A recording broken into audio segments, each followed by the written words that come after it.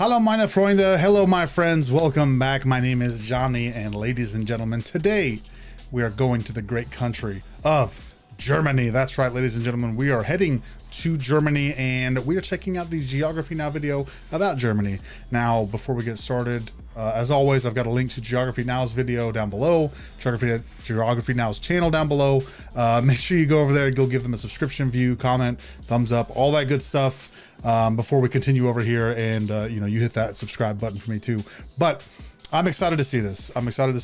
I actually I've been to Germany once in my life. I was a small little tot, but I've been there once at Frankfurt Airport. Very few memories, but I do have some.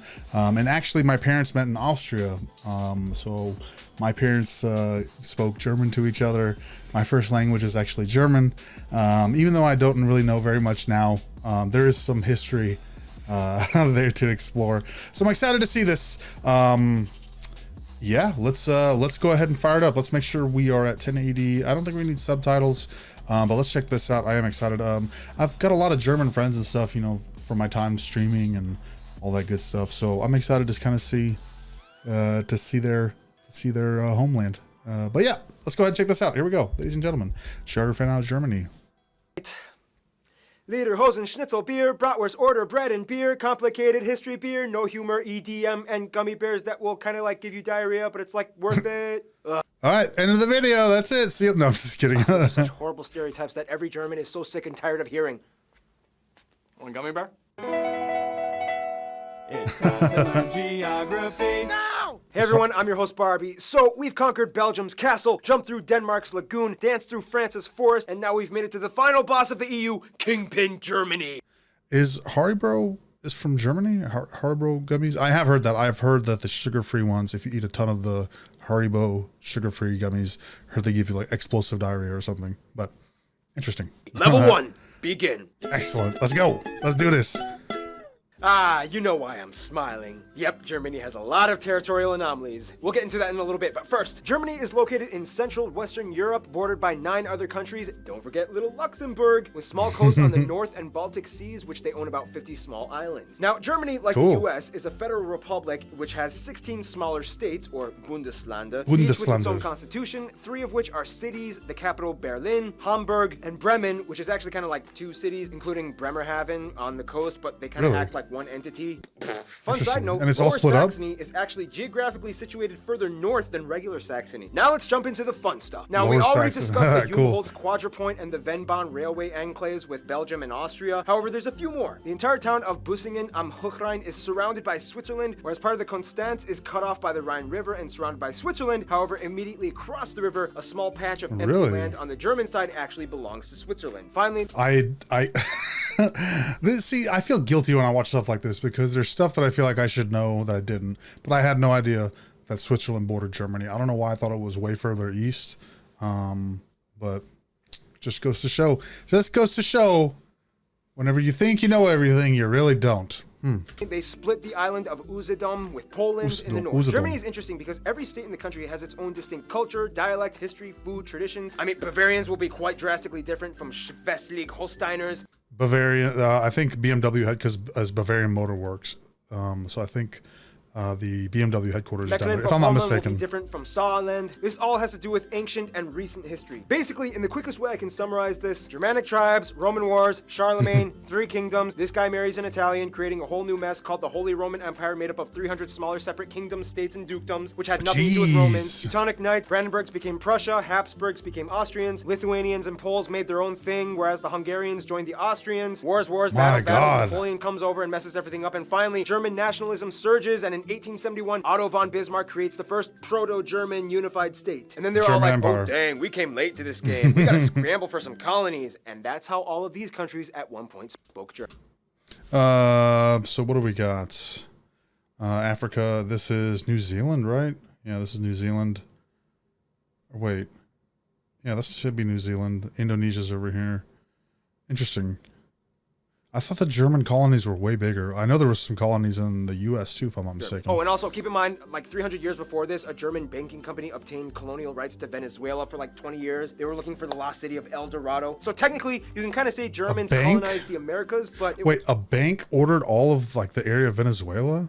Really? What the hell? Wow. Shoot, it goes to show, man. You got money, you can do anything. It wasn't like a nationalized conquest thing. Fast forward even more, and then you get World War I, the monarchy ends, Treaty of Versailles, they lose land, Nazis come in, World War II, Germany splits in two for about 40 years, and then finally, we get the Germany we have today. East Germany, consisting of these states, is today still quite different from the rest of Germany as it was first occupied and influenced by the Soviet Union. They are generally not as well off economically as the rest of the country, as you can still see the blocky Soviet-style build. Like brutalist architecture, I believe. Being sprawled throughout the regions. In fact, the city of Berlin was split in half, and the west side was actually an enclave of West Germany, only accessible by train and highway. You can even see from a satellite image the divide. I have heard of this. East Berlin still uses the yellowish tinted sulfur vapor light bulbs, whereas the west still uses fluorescent and mercury arc white tinted light bulbs. I have heard of that. The funny thing is, although Berlin is the largest city in Germany, the busiest airports are actually Frankfurt, Munich, Dusseldorf, with Berlin Tegel ranking at number 4. Otherwise, some top notable landmarks and spots would be the Brandenburg Gate, the Valhalla, Cologne Cathedral. Whoa. Some top notable landmarks and spots would be the Brandenburg Gate, the Valhalla. Wow, that is crazy. Is that just solid stone? I mean, obviously, it's like made out of brick, like chunks, but is it all solid, or is there like a layer or something, labyrinth underneath? Cologne Cathedral. Cologne Cathedral. Wow, look how old this is. Jeez Louise, man. Oh, jeez. Like nothing. And of course, there's nothing like that in the United States, because the United States is so young comparatively. But just looking at this, you could just feel the history, and man, kind of overwhelming. Cathedral, the Ulminster Church, the tallest in the world, the Berlin Victory Column, and hundreds of castles all over. The most notable one probably being Neuschwanstein, the Look at that. Is that, and that's Germany? Look at the scenery. This is Germany, man. I got shafted, dude. I should have been born over there. Set behind Disney's Cinderella Castle. Germany also has over 400 zoos, more than any other country in the world. And of course, everybody knows about the Autobahn, the highway system. Let's go. You see this sign, it means there's no speed limit, and it's like that for a huge portion of the road. Hell yeah. And no wonder, considering how vast and wide those cultivated countrysides can get. Time for level 2. You didn't mention the Nurburgring? Come on, man. Okay, think of it this way. In Germany, I would love to go on the Autobahn. I would love it. I don't have a car that would handle it right now, but I would love to take, I've had almost 30 cars, but I would love to take one of my old sports cars and just rip it down that. Ooh, that'd be so awesome. Down you go. And not go to prison. Oh, sign me up, boy. Okay. The more up you move. Basically, Germany lies on the Atlantic shelf in the north that starts with the mudflats in the North Sea. Seriously, this island right here is accessible only for a few hours by foot until the tide comes and floods everything. Then everything That's crazy. Just what? Up into the Alps in the south by Bavaria and Baden-Württemberg, with the highest mountain, Zugspitze, located right along the border with Austria. Kind of like France, Germany is filled with a vast irrigating network of rivers like the Spree, Elbe, Weser, Rhine, and of course, the mighty Danube that starts here. About a third of the land is arable, and another third is woodland, and after a millennia of civilization, Germans have cultivated the crap out of their country. Most agriculture, of course, happens in the North Flat Plains and the central regions of the country, which is by... I have heard that Germany has like a really rich farming history, like a lot of really good farming techniques and stuff come out of Germany, and I've heard that just farming in general is a huge industry. By the way, kind of like Europe's tornado alley. Cool. Due Pretty to its position sandwiched between the Arctic blasts of Scandinavia and the moist, warm jet streams of the Mediterranean. Oh, I live in Germany Tornado Alley in the U.S. atmospheric war zone in the summer. There are more tornadoes on average in Germany than any other country in Europe. Speaking of flat farmland, Germany is the world's largest rye and hop producer. Germans abso-freaking-lutely love their bread. There are over 300 different kinds of bread in the country, more types than any other country in the world, and almost every meal incorporates some kind of slice or bread. Small bun or Brötchen of bread. Hast du gluten-free? Nein! German. That's funny. I love bread, but I'm trying really hard lately to eat right, eat healthy, exercise and stuff like that. So I've been giving up a lot of grains and just breads in general, anything like that.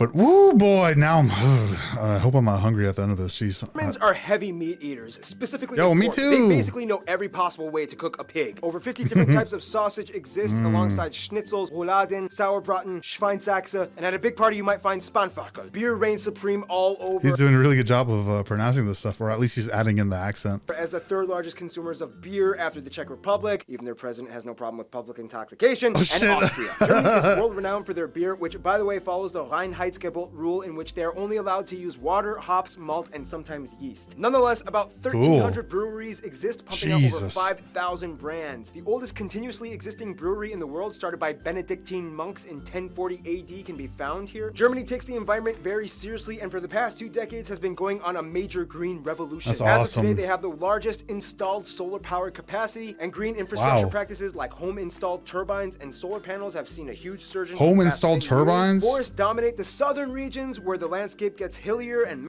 Look at this, dude. Look at this. Straight out of Lord of the Rings. Oh my lord, look at this, dude. How gorgeous is that? Imagine just going camping, going next to the river. It's all this moss and algae and everything's just bright and beautiful, man. mountainous, the most famous one being the Black Forest or the Schwarzwald in Baden-Württemberg. Deer, bears, boar, foxes, badgers, and the national animal, the eagle, can be Yo, eagle, let's go. found thriving in these parts. Nonetheless, economic It looks really close to a bald eagle, the American bald eagle. But I guess all eagles, I guess, kind of look like each other, right? That was kind of stupid. Now that I say it, it looks like a bald eagle. Yeah, it's an eagle, dumbass. parts. Nonetheless, economically, Germany is known mostly for their exceptional engineering and industry production. Companies we've all heard of like Volkswagen, BMW, Mercedes-Benz, Porsche, Audi, Telecom, Nivea, DHL, Bosch, Really? Adidas, Puma, Adidas, Puma. Yeah, it's kind of like the whole Biscoito Bolacha thing from Brazil. Remember? Well, we have mudflats, tornadoes, pork, beer, mountains. All that's missing is people. Level 3. Let's go, level 3. Fun little side note, in Germany, this is 3, not this. Now, if the EU was a family, Germany would kind of be like the Interesting. dad who got out of rehab, reconciled with his wife Interesting. and kids, and is taking his new life very seriously as he is haunted by the demons of his past. Uh-oh. First of all, the country has about 82 million people and is the most populated in the EU, second Jesus. most in Europe after Russia, and has the 4th largest nominal GDP in the world. About 80% of the country identifies as ethnically German, 12% other Europeans, mostly Polish, Italian, Dutch, and so Polish, on. yo! Turks make up about 3.5%, Asians Wow. at 2%, and the rest are made up of other groups like Africans and Americans. Also, they use the euro, they use the C and F type outlets, and they drive on the right side of the road. Germany is without a doubt Cool. a global powerhouse. It is the strongest economy in the EU and makes up about 16% of the union's population. It's the 3rd largest exporter and importer of goods in the world. After the United States, Germany is also the 2nd most popular global migration destination. Germany experiences a high standard of living, tuition-free universities, if you get Oh, accepted, awesome. that is, a mostly government-subsidized universal healthcare system, about a quarter is still privatized, and state pension for retirement at age 65. Now, when That's it comes to dope. language, Oh, things get yeah. a little tricky. Each state kind of has their own type of German. However, to get by, most Germans learn how to speak Hochdeutsch, Hochdeutsch. or High German, which is the High standard German. dialect. The European Charter, however, protects the minority languages of Frisian, Danish, Romani, Sorbian, which is like a Slavic-based language used along the Czech-Polish border, and Plattdeutsch, or Low German, which has similarities to Dutch and is typically used by the Amish and Mennonite communities across Okay, the world. interesting. In terms of regional distinctions, though, Germany is kind of divided into 5 cultural areas: Rhineland, East and Middle Deutschland, Norddeutschland, Baden-Württemberg, and Bavaria. Rhineland is on the west side and has a culture somewhat more influenced by France, more Catholics. Carnival celebrations are huge out here. Oh, hello. East Okay. and Middle Germany was the part that used to be its own country for 40 years as it was influenced by the Soviets. Sorbians can also be found here too. Northern Germany has a coastal sea culture that identifies closer with Denmark and the Netherlands. They are also known for being kind of quiet Cool. and reserved. Baden-Württemberg Cool. has an interesting Swabian culture where they speak a dialect so Swabian? thick that only about 40% of it is intelligible to other Germans. And then you have Bavaria, which is where the Americanized, perpetuated stereotypes about Germany came from, with lederhosen, dirndls, half-timber beer houses, and cuckoo clocks. For the record, Germans are sick of those stereotypes. It's like saying all Americans are cowboys with guns and horses. That's actually true. We are all cowboys with guns and horses. Speaking of stereotypes, some of the stereotypes in Germany include things like Saxons being very indecisive, Berliners are always bragging about themselves, Swabians are stingy, Bavarians drank too much, Hessians talk too much, Holsteiners don't talk enough, and so on. Words differ from regions too. For That's example, an interesting category to put in there. Stereotypes. Okay. in High German, you would say Auf Wiedersehen. Auf But in Wiedersehen. Bavarian, you would say Fiat die Gott. In Kölsch, you would say Tschüss. And in Tschüss. Rhineland, you might say That kind of sounds like Turkish. Tschüss. Adios. And there's so many Adios. compound words that get really long and complicated, like Auf Wiedersehen. Überwachungsgesetz. This is because many words are What the hell? ambiguous words that are kind of elongated to give off an Mercredi. extensive meaning. Germans have very vivid imaginations and make up words for everything. Like my favorite word, Backpfeifengesicht. Not this time. What was it? Hang on. And make up words for everything. Like my favorite A face in need of slapping or a punch. Backpfeifengesicht. Backpfeifengesicht. word, Backpfeifengesicht. Not this time. By the way, for the record, this letter makes a double S sound. However, spelling reformers have tried to decrease the usage of this letter in recent years, which has led to some protests. Germans also love dubbing I thought that was a sh. This double S. I guess that'll be sh, right? Scheiße, for example. Scheiße, wouldn't this be with the B? Germans also love dubbing everything from foreign media into German. Some like That's this, dope. some don't, but either way, it's here to stay. About 60% of the country identifies, at least nominally, as Christians, split between Protestants and Catholics. Germany was even the birthplace of the Protestant Reformation, split from the Catholic Church by Martin Luther. Otherwise, the rest are mostly agnostic or irreligious, with a noticeable community of Muslims, mostly from the huge Turkish and Middle Eastern communities, at about 5%, as well as a few Jews, Buddhists, and Hindus rounding up the remainder 1%. To kind of get a feel of what it's like to be German, you kind of have to understand where they've come from. After World War II, they kind of had a lot of work to do. However, it wasn't until the mid-50s and early 60s that the Wirtschaftswunder, or economic Wirtschaftswunder, economic wonder. wonder happened, in which almost everybody got to work. Basically, this guy envisioned and implemented a social market economy combined with free market capitalism alongside socialist policies that established fair competition in a welfare state. I wish he would just go a little bit slower. Like, this is so much information. I'm trying to soak it in, but as I'm soaking it in, he's just going to the next topic. GDP increased by 80%, investments by 120%, Ooh, labor Jesus. forces were utilized to the maximum. Things started to get better. In Germany, all children are corralled into general public schools until age 10, when they are given the option to enroll in 3 different types of middle schools. Gymnasium, geared towards focusing on higher linguistic, mathematic, and science fields for universities. Realschule. Middle ground type of school, and Hauptschule, a school Hauptschule. that is geared towards helping kids that seem to show promise in specific vocation or trades. That's Germany interesting. also has the largest music market. That's kind of cool. That's kind of cool that they, I guess, give you the ability to start specializing your talents kind of early, right? Over here, we're just taught general education for so long, which I guess helps. But at the same time, I wonder, hypothetically speaking, I wonder if I would have been directed towards like a specific trade or profession or type of work in my earlier years. I wonder where I would be. Probably still here.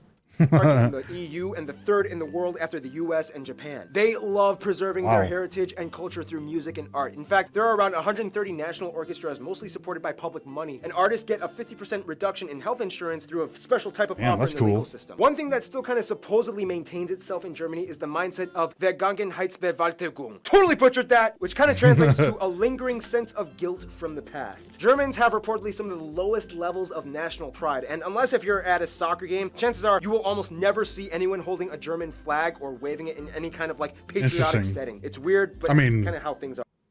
I say interesting, but I mean, I think we all know why. You monster! They've made great strides to move on from the past. Nazi flags and Mein Kampf are incredibly illegal items to own in Germany, and they even have a rule, the Volksverhetzung, which basically says you cannot talk trash by denying the past atrocities. Some people say this infringes on free speech, others say it's good because it solidifies truth. Otherwise, some notable Germans throughout history include Charlemagne, although he was a Frank, but I guess it Charlemagne, I thought he was I thought he ran a radio show talking about rap. counts. Albrecht, Dürer, David Friedrich, Gutenberg, Bach, Beethoven, Carl Benz, Albert Einstein, although Americans would like to claim that he moved to the US and became an American, Johannes Kepler, Johann Wolfgang von Goethe, Friedrich Schiller, Michael Shoemaker, Alex von Humboldt, I think he said all these other names, but I'm pretty sure it's Schumacher. and of course Karl Marx and Friedrich Engels co-founded Marxism. But one thing Germans do best would have to be diplomacy. To this day, the German passport holds the most visa-free nations out of any other country in the world, just beating Sweden. Therefore, you can kind of conclude that Germany kind of knows how to relate to people. Let's find out how in the final round, level 4. Level 4, let's go.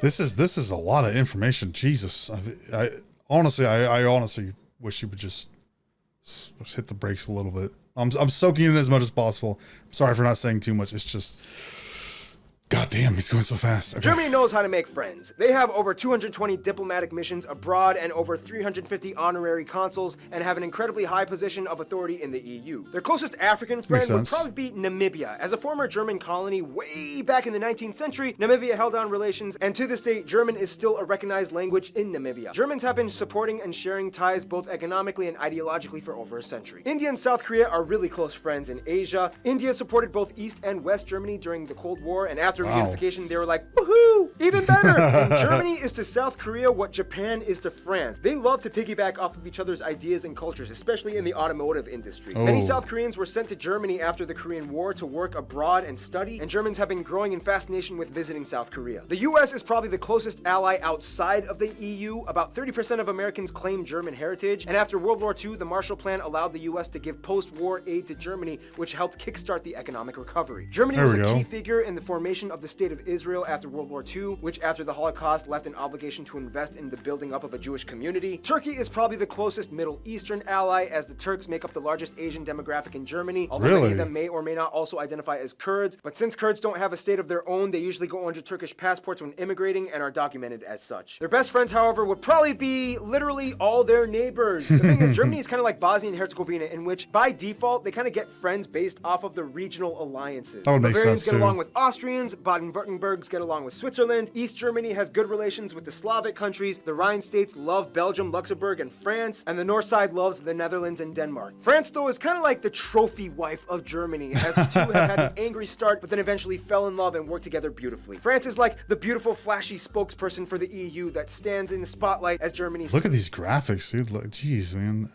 I'm always impressed by how Geography now does all their like animations and graphics and stuff. Stands in the background, managing all the money and logistical work. In conclusion, although Germanic peoples have existed for thousands of years, an actual unified German state didn't appear until kind of recently, and the brief time that they've been around, they've kind of gone through some of the most intense, world-revolutionizing historical events possibly imagined. Yet, they've come out working hard and building their way up to become a world superpower. You gotta give it to them. There's something about the Germans. And with that, final boss level complete. Stay tuned. Another African state Germany has ties to, Ghana, is coming up next.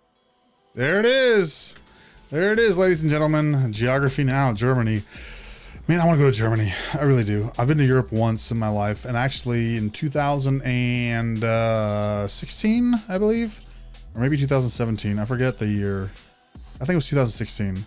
But I had I had booked a trip to go to Germany. I found a really cheap trip, and get this, $300 round trip.